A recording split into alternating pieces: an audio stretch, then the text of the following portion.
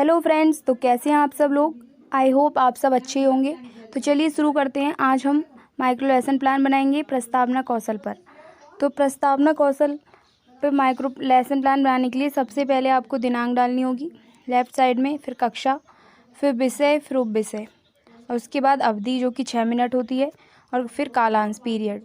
फिर आपको प्रकरण जो टॉपिक पर आप लेसन प्लान बना रहे हैं वो डालना है। जैसे कि आज का टॉपिक है पौधों में श्वसन, तो आज हम पौधों में श्वसन पर लेसन प्लान बनाएंगे। फिर आपको लिखने हैं प्रस्तावना कौशल के घटक। तो प्रस्तावना कौशल के घटक में आपको क्या लिखना है, जैसे कि प्रस्तावना में क्या होता है, आपको प्रश्न करने होते हैं, तो जो घटक हैं वो प्रश्न से संबंधित ही होंगे। तो जो प्रश्न हैं वो प्रश्न एवं कथन पूर्व ज्ञान पर आधारित होने चाहिए। जो आप प्रस्तावना कौशल में प्रश्न करेंगे वो आपके पूर्व जो आप पढ़ चुके हैं, जो बच्चे पढ़ चुके हैं, उससे रिलेटेड होना चाहिए।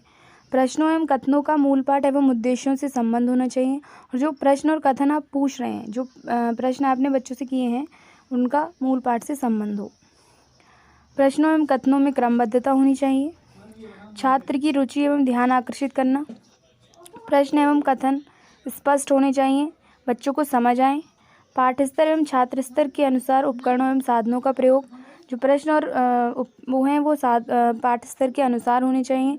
प्रस्तावना की अवधि, तो आप ये जो है इसमें क्या होगा, आपको कोई क्वेश्चन पूछने हैं तो ऐसा नहीं है 10-15 क्वेश्चन कर लिए, आपको मिनिमम 5 या 6 क्वेश्चन करने होते हैं, तो अवधि का भी ध्यान रखना है। अध्यापक में उत्साह एवं सजगता। फिर प्रस्तावना कौशल का प्रस्तुतिकरण करना होगा।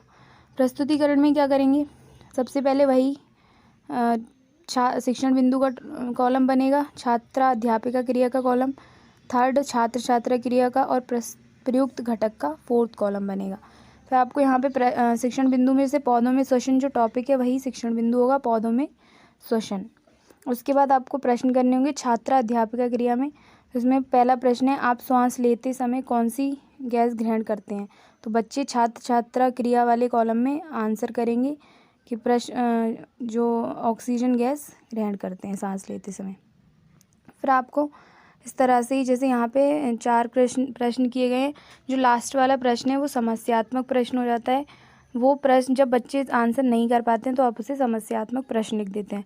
और ये जो प्रश्न है उनमें क्रमबद्धता होनी चाहिए। जैसे पहला था कि ऑक्सीजन गैस ग्रहण करते हैं, तो ऑक्सीजन से ही दूसरा जो क्वेश्चन है वो शुरू होना चाहिए। ऑक्सीजन गैस हमें कहाँ से प्राप्त होती है, तो पेड़ पौधों से प्राप्त होती है। फिर हम कहेंगे पौधों को श्वसन के लिए कौन सी गैस की आवश्यकता होती है, तो कार्बन डाइऑक्साइड गैस की आवश्यकता होती है। यहाँ से निकल कर है पौधों में श्वसन, तो यहाँ पे हम पूछ सकते हैं कि पौधों में श्वसन कैसे होता है। तो बच्चे नहीं बता पाते हैं तो वो समस्यात्मक बन जाता है।